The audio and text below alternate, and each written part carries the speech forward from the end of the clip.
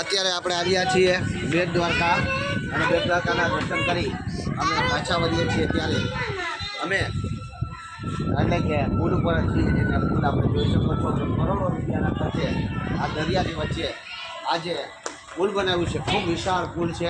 એમાં બંને સાઈડ અવડી મોટી ચાલી રાખેલી છે. લોકોને કોઈને ચાલીને જવું હોય તો ચાલીને જઈ શકે અને અહીં ખાસ ધ્યાન રાખવામાં આવેલું છે. ખૂબ જ મોટી એની જાળી બનાવેલી છે. અંદાજે 6 ફૂટ ઉપરની જાળી બનાવેલી છે. આવી જાય તો 6 ફૂટની ઉપરની જાળી આમાંથી કાંઈ પણ કરી શકે એટલા માટે આ ઉભી રેલી કરવામાં આવી છે. અને ખૂબ જ એન્જિનિયર કે ડિઝાઇનર છે અને ખૂબ જ પણ કામ બાંધકામ કર્યું છે. આમ સીધે જોઈ શકો વરસાદની માહોલ ભાઈ તો વરસાદ ન લાગે એના માટે ઉપર છે આખી છત પણ છે. તડકો ન લાગે અને રાત્રિનો સમય હોય તો આખું પરફેક્ટલી આખા પુલ ઉપર જે અંદાજે 1.5 થી 2 કિલોમીટરનો પુલ છે તેની ઉપર પૂરેપૂરું લાઇટિંગ આપવામાં આવેલું છે. આગળ હું તમને સામેની સાઈડ પણ આવી જ રીતે છે એ બતાવીશ. અને આને જે દરિયાની વચ્ચે રસ્તાઓ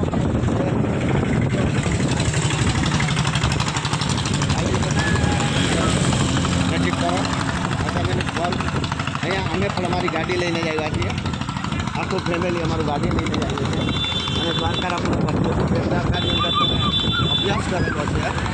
બેટ દ્વારકાનું જે એટલે કે 92 આવેલું એ બેટ દ્વારકા અત્યારે ખૂબ જ આજે મારી પાઠશાળાની મુલાકાતે હું ગયો હતો. પાઠશાળાની નજીક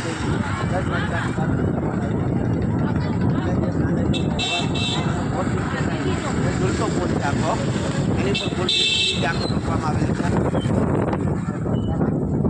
અને સહેલાણીઓ જે કોઈ પણ દર્શન કરવા આવે છે 45 અને જે ગાડીઓ છે બધા પાર્કિંગ કરી આવી છે.